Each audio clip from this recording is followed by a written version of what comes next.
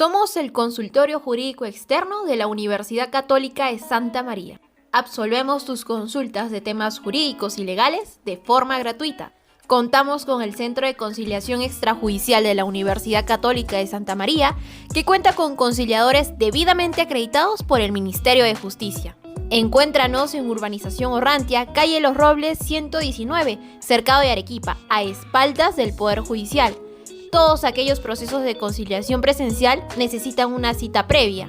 Nuestro horario de atención es de 9 de la mañana a 4 de la tarde y nuestro número de celular es 966-794-298. Te presentamos en esta oportunidad. Hola, mi nombre es Claudia Alarcón, integrante del Consultorio Jurídico Externo de la Universidad Católica de Santa María. El día de hoy vamos a hablar de lo que es la acción de amparo y vamos a empezar revisando lo que son sus antecedentes y la revolución constitucional. La Constitución del 79 incorpora el proceso de amparo como un mecanismo de defensa de los derechos fundamentales de la persona distintos de la libertad personal. La vigente Constitución del 93 recoge el amparo en su artículo 200, en el inciso número 2, y señala lo siguiente. Dice que son garantías constitucionales la acción de amparo que procede contra el hecho u omisión por parte de cualquier autoridad, funcionario o persona que vulnera o amenaza los demás derechos reconocidos por la Constitución, con excepción de los señalados en el inciso siguiente. Además, que no procede contra normas legales ni contra resoluciones judiciales dadas en un procedimiento regular. Ahora vamos a ver lo que son el concepto y algunas de sus características. Y según lo establecido en el artículo 200, en el inciso 2 de la Constitución del 93, el proceso de amparo es un instituto procesal que tiene por finalidad proteger los derechos fundamentales no protegidos por el habeas corpus, el habeas data ni el proceso de cumplimiento. Se constituye en el principal mecanismo de tutela de los derechos constitucionales. Además, el amparo se caracteriza por ser un proceso orientado a proteger derechos fundamentales de sustento constitucional directo. Por eso tiene un carácter residual o subsidiario e integra la denominada tutela judicial de urgencia. El amparo es un proceso cuya finalidad es la tutela del contenido esencial de los derechos fundamentales del bloque constitucional, el derecho de origen constitucional, así como los de fuente internacional, de configuración legal y jurisprudencial, y los derechos fundamentales implícitos del artículo 3 de la Constitución. Respecto al contenido esencial, si bien este instituto no se encuentra recogido de manera expresa en nuestro ordenamiento, el TC ha señalado que se encuentra inmerso dentro del contenido constitucionalmente protegido, que sí está regulado en el artículo 5.1 del Código Procesal Constitucional. Al respecto, el Tribunal Constitucional interpretó que todo ámbito constitucionalmente protegido de un derecho fundamental se reconduce en mayor o menor grado a su contenido esencial, pues todo límite al derecho fundamental solo resulta válido en la medida de que el contenido esencial se mantenga incólume. Esto está en la sentencia del expediente 1417 del 2005, en el fundamento número 21. En segundo lugar, podemos decir que ya hemos señalado que el proceso de amparo es residual o subsidiario, pero es porque se emplea para proteger los derechos fundamentales de las personas cuando esta protección no se puede obtener en el marco de los procesos judiciales ordinarios. Al respecto tenemos el artículo 5.2 del Código Procesal Constitucional, que establece que no proceden en los procesos constitucionales el amparo entre ellos cuando existan vías judiciales específicas igualmente satisfactorias para la protección de los derechos fundamentales. Y esta expresión de vía igualmente satisfactoria es un concepto jurídico indeterminado, por lo que no es una tarea sencilla determinar bajo qué condiciones un proceso judicial ordinario, ya sea laboral, penal, contencioso o administrativo o civil, ¿no?, se constituye como una vía igualmente satisfactoria que el amparo para la tutela de los derechos fundamentales. Por ello es que el TC, en la sentencia del expediente 2383 del 2003, en su fundamento número 15, ha establecido los supuestos que deben evaluarse para determinar que una vía judicial ordinaria es una vía igualmente satisfactoria, ¿no? Bien, ahora vamos a ver el objeto de protección. ¿Cuáles son los derechos protegidos por el proceso de amparo? Y como ya sabemos, el proceso de habeas corpus protege la libertad individual y los derechos conexos, como la prohibición de prisión por deudas, la prohibición de la servidumbre, entre otros, ¿no? Que están reconocidos en el artículo 2, inciso 24 de la Constitución. El habeas data, por su parte, tutela dos derechos específicos, que son el acceso a la información pública y la autodeterminación informativa, que están también reconocidos en los incisos 5 y 6 del artículo 2 de la Constitución. El proceso de cumplimiento cautela el derecho a la eficacia de las normas legales y de los actos administrativos que se desprenden de la interpretación unitaria de los artículos 3 y 43 de la Constitución. Entonces, los derechos fundamentales no mencionados son tutelados por el proceso de amparo. Este protege los otros derechos reconocidos en el artículo 2 de la Constitución, entre los que se encuentran el derecho a la vida, el derecho al libre desarrollo de la personalidad, a la libertad de conciencia y religión, entre otros, ¿no? Además, el artículo 37 del Código Procesal Constitucional enunciativamente complementa y precisa este listado de los derechos protegidos por el proceso de amparo. Entonces, esta no es una lista, tenemos que señalar, ¿no?, que esta no es una lista cerrada. Ahora vamos a ver el objeto de control, los actos lesivos en el proceso de amparo. En el amparo, el juez ejerce un control sobre una amplia gama de actos que pueden ser calificados como actos lesivos, es decir, acciones o omisiones que vulneran o amenazan con lesionar los derechos fundamentales. Y estos actos lesivos pueden ser actos que los provocan los mismos poderes públicos o los agentes privados, ¿no? Entre los cuales tenemos lo que son el amparo contra las normas, que si bien el artículo 200 establece que no procede el amparo contra las normas legales, la jurisprudencia del TC admite la procedencia del amparo contra normas, ¿no? También tenemos lo que es el amparo contra resoluciones judiciales. Igualmente, ¿no?, el artículo 200 establece que no procede el amparo contra resoluciones judiciales emanadas de procedimientos regulares, como ya lo hemos señalado. Entonces, esta última expresión ha sido objeto de un amplio desarrollo jurisprudencial y se entiende en un primer momento a partir de una interpretación en sentido contrario. Entonces, eso nos da a entender que el amparo sí procede contra una resolución que emane de un procedimiento irregular, ¿no?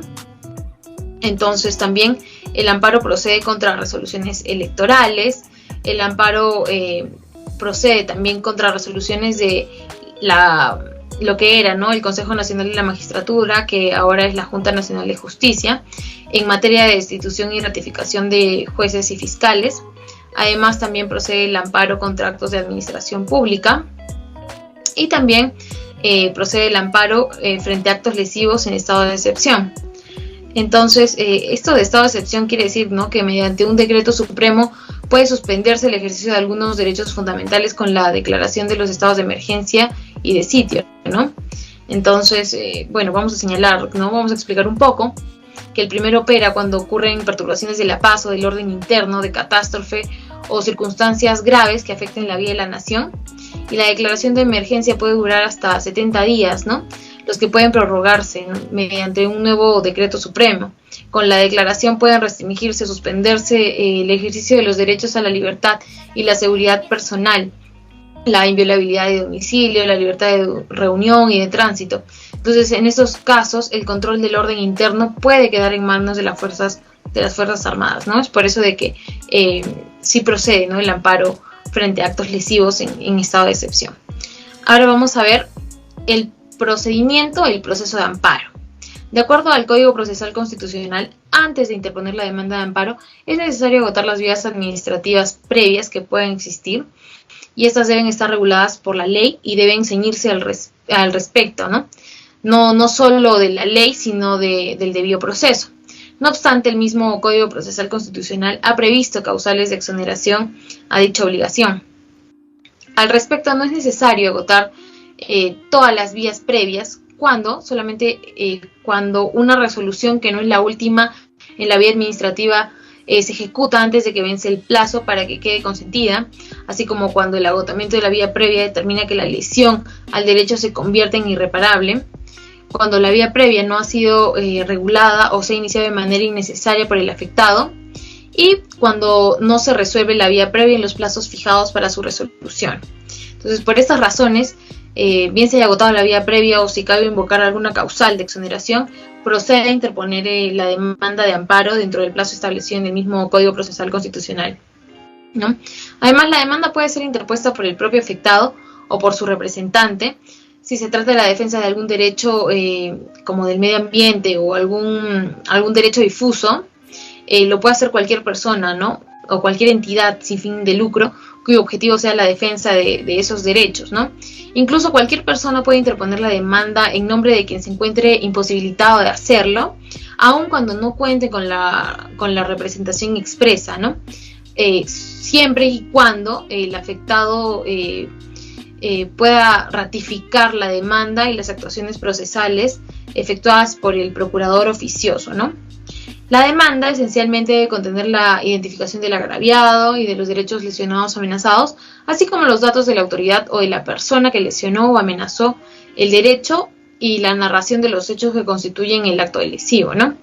Los terceros también pueden ser incorporados al proceso mediante la acumulación subjetiva que de oficio puede efectuar el juez o por iniciativa propia mediante una solicitud de intervención como litisconsorte facultativo.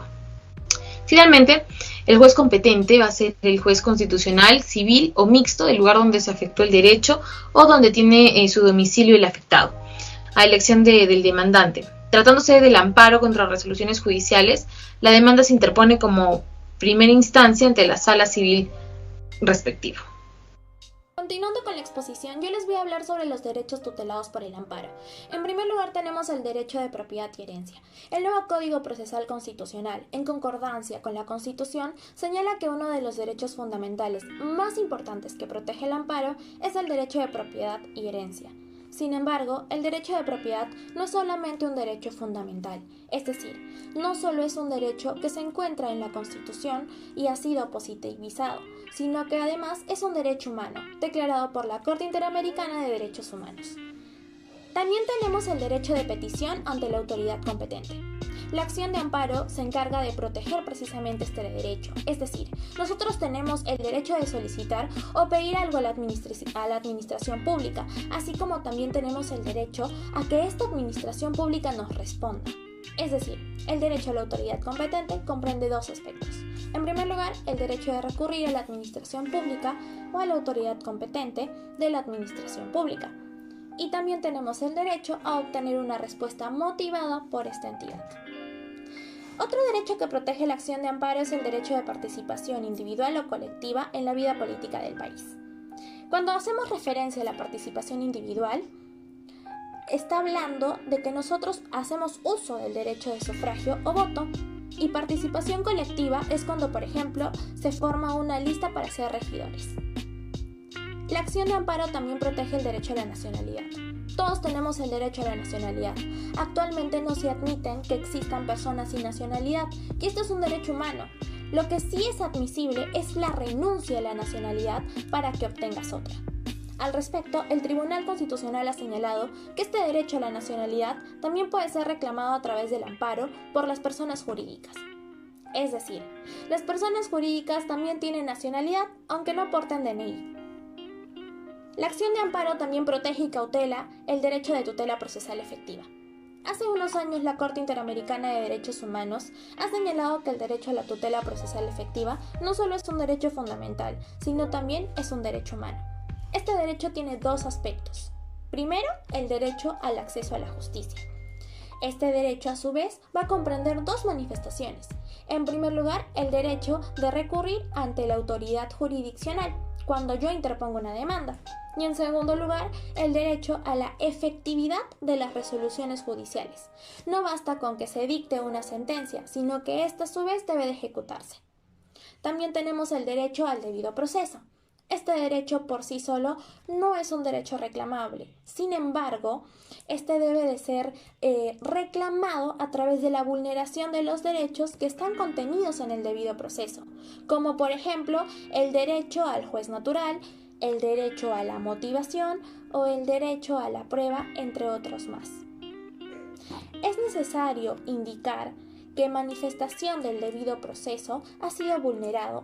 No basta con que nosotros solo vayamos a interponer una demanda precisamente al debido proceso por esta vulneración que se pueda dar, sino que nosotros debemos de señalar cuál ha sido este derecho que precisamente se ha vulnerado. Otro derecho que cautela y protege la acción de amparo es el derecho a la educación. así como el derecho de los padres de escoger el centro de educación y participar en el proceso educativo de sus hijos. La Constitución establece que es un derecho fundamental el derecho a la educación. Igualmente, este derecho a la educación comprende el derecho de los padres a escoger libremente el centro de educación y de participar en el proceso educativo de sus hijos. De impartir educación dentro de los principios constitucionales. Y aquí es necesario hacer inferencia a que la Constitución tiene principios, pero también tiene reglas. Las reglas siempre van a ser de textura cerrada, ya que son un mandato claro, un mandato eminente y que debe ser cumplido por todos. En cambio, los principios constitucionales son de textura abierta, requiere de interpretación, como por ejemplo el principio a la dignidad humana. A un niño no se le puede dar ningún tipo de maltrato físico por parte. Otro derecho que cautela y protege la acción de amparo es el derecho a la seguridad social. Este derecho está cautelado por el acceso a un sistema pensionario. En el Perú tenemos dos sistemas pensionarios, el público y el privado. Sin embargo, al ser un derecho de segunda generación y por ello progresivo, se ha establecido que es parte de los estados establecer otros sistemas alternativos para aquellas personas que por X motivos no tienen derecho a una pensión y se encuentran en una situación precaria. Otro derecho que protege la acción de amparo es el de la remuneración y pensión. En cuanto al derecho a la remuneración, nosotros no podemos ser obligados a trabajar si no es a cambio de una remuneración. Y el derecho a la pensión está relacionado con el derecho a la seguridad social. Otro derecho cautelado y protegido por la acción de amparo es el derecho de la libertad de cátedra. Según el Tribunal Constitucional, tiene una manifestación objetiva y subjetiva. Vamos a hablar de la manifestación objetiva. Esta se da con la autonomía universitaria. Es decir, un fiscal no puede entrar a una universidad si no es con permiso del director. Y también, en cuanto a la manifestación subjetiva, esta se da con la libertad que tienen los catedráticos o docentes de poder dictar sus clases dentro de un aula universitaria. Otro de los derechos que protege la acción de amparo es de acceso a los medios de comunicación social en los términos del artículo 35 de la Constitución. Este derecho se refiere a distintas manifestaciones, como por ejemplo el derecho de fundar una comunicación social, crear un periódico, u obtener información de estos medios siempre y cuando no sea contrario a las buenas costumbres y al orden social. Otro derecho cautelado por la acción de amparo es el de gozar de un ambiente equilibrado y adecuado al desarrollo de la vida. Hay una serie de principios que están vinculados a este derecho, como lo es el principio precautorio, que este principio ha sido establecido precisamente por la Corte Interamericana de Derechos Humanos, en la cual hace referencia a que si hay una duda o si un determinado acto se encuentra acreditado como dañino al medio ambiente, no debe de ser realizado, ya que este acto es dañoso. Es por ello que en atención a este principio, que se puede ver, se encuentra a favor del medio ambiente, también está tutelado y está cautelado por el amparo y puede ser interpuesto por cualquier persona, ya que es de interés público y por tanto es un derecho difuso. Hablemos ahora de que el proceso de amparo también defiende lo que son los derechos difusos, y uno de ellos es el derecho a la salud, la cual tiene dos manifestaciones, la del derecho a la salud pública y el derecho a la salud privada. El derecho a la salud no solamente incluye la salud física, sino también la salud mental. Por otro lado, la acción de amparo también protege los demás derechos que están reconocidos por la Constitución.